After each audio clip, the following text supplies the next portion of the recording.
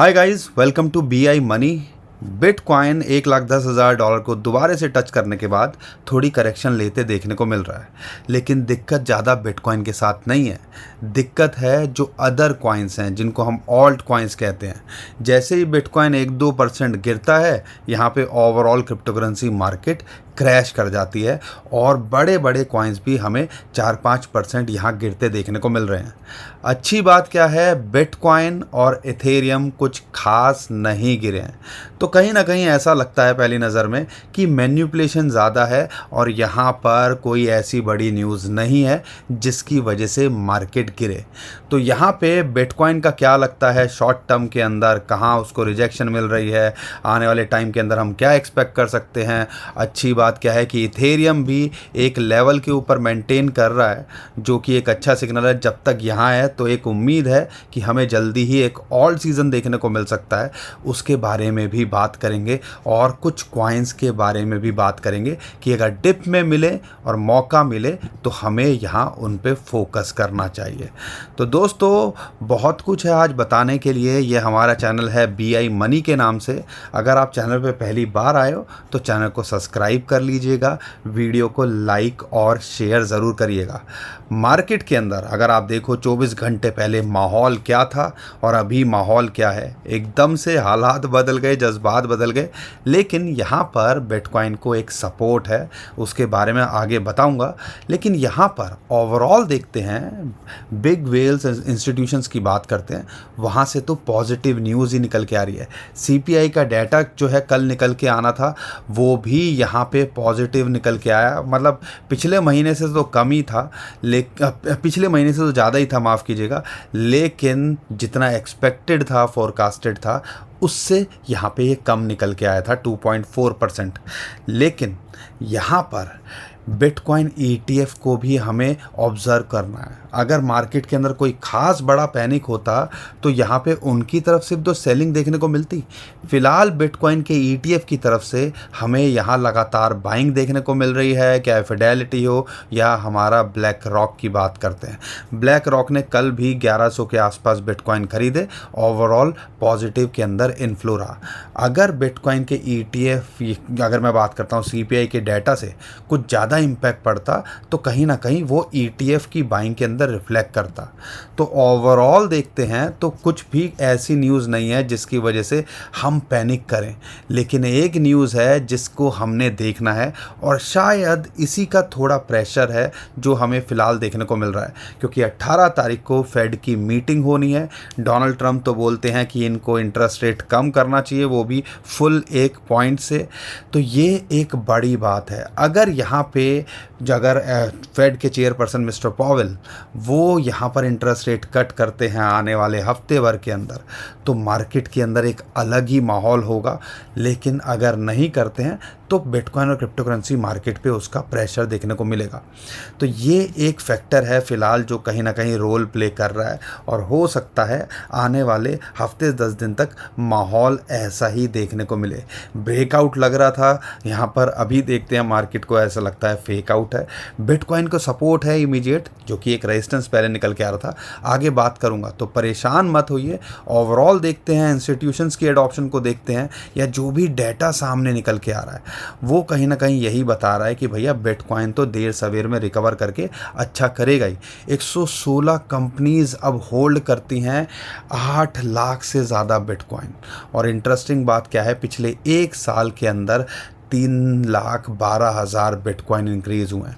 तो इंस्टीट्यूशंस की तो एडॉप्शन चालू है, ओवरऑल कंपनी की एडॉप्शन चालू है। तो यहाँ पर हमें अपने आप को देखना है कि अगर हम पूरा प्रॉपर तरीके से मैनेज करके करेंगे तो यहाँ पे कहीं ना कहीं एक अपॉर्चुनिटी दिखती है।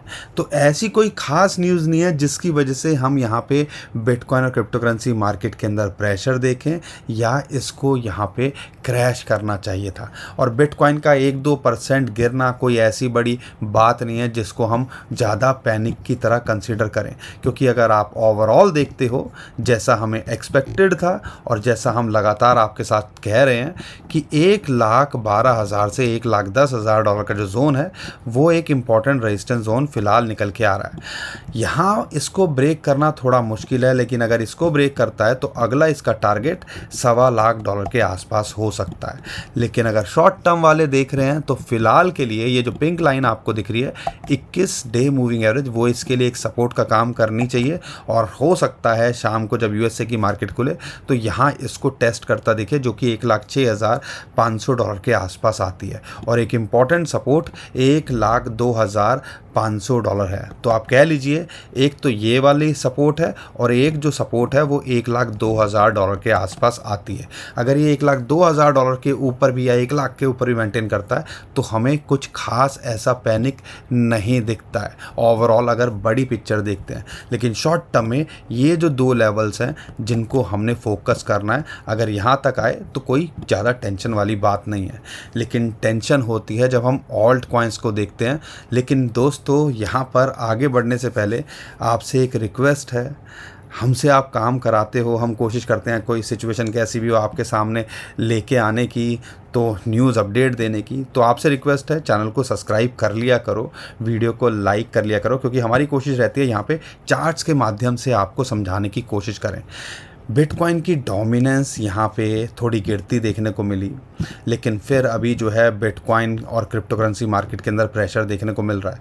लेकिन इंटरेस्टिंग बात क्या है, अगर मैं इथेरियम को देखता हूँ तो जैसी हमने उम्मीद की थी, पुरानी वीडियो देखिएगा, एग्जैक्टली वहीं $2875-80 के आसपास इसको रेजिस्टेंस मिली, जो कि फिबोनाची की रेशियो है 0.5।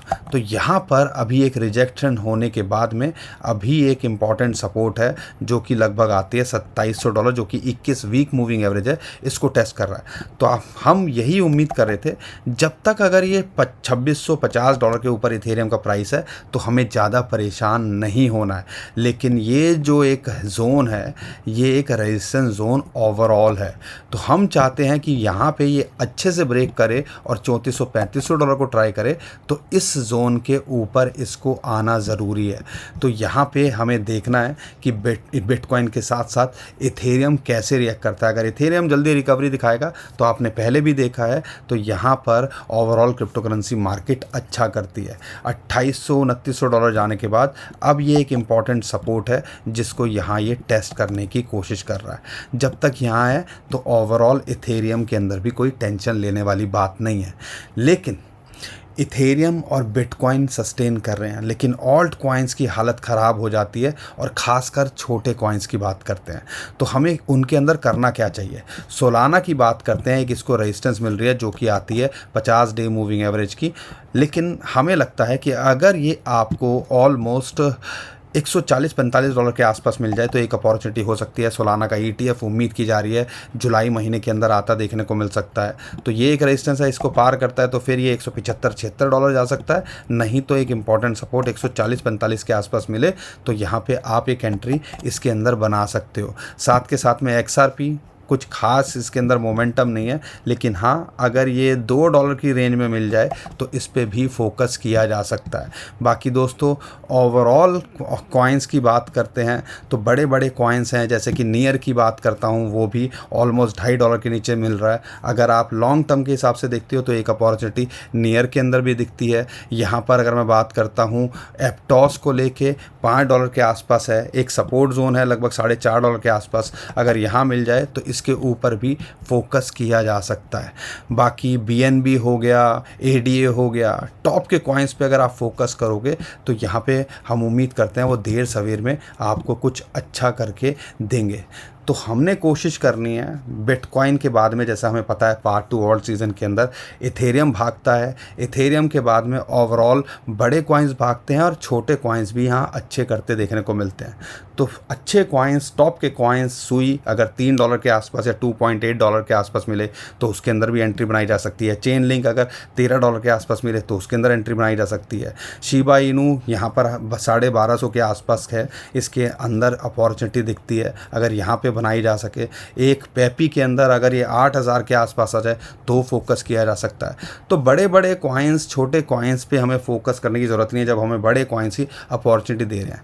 बाकी दोस्तों, आज के लिए इतना ही था। कोई ऐसी न्यूज़ नहीं है जिसकी वजह से हम यहाँ मार्केट के अंदर पैनिक करें, लेकिन जब सिचुएशन ख़राब होती है तो ऐसा लगता है कि पता नहीं क्या हो रहा है। कोई न्यूज़ ऐसी तो नहीं है जिसकी वजह से हमें परेशान होना पड़े। और हमने ये हफ्ता कहीं ना कहीं हो सकता है इंटरेस्ट रेट को लेके थोड़ा ये मैन्यूपुलेट करते देखने को मिले। तो ये सारी चीज़ों को ध्यान रखना है और उसके हिसाब से अपनी पोजीशन को यहाँ मैनेज करने की कोशिश करनी है। दोस्तों, आज के लिए इतना ही था। उम्मीद करता हूँ हर बार की तरह आपको हमारा कंटेंट अच्छा लगा होगा। वीडियो पसंद आई है तो वीडियो को लाइक करिएगा, चैनल को सब्सक्राइब कीजिएगा और ट्विटर, टेलीग्राम नीचे डिस्क्रिप्शन हमने लिंक दे दिया, उसको भी जाके फॉलो कर लीजिएगा। अभी के लिए टेक केयर, बाय बाय।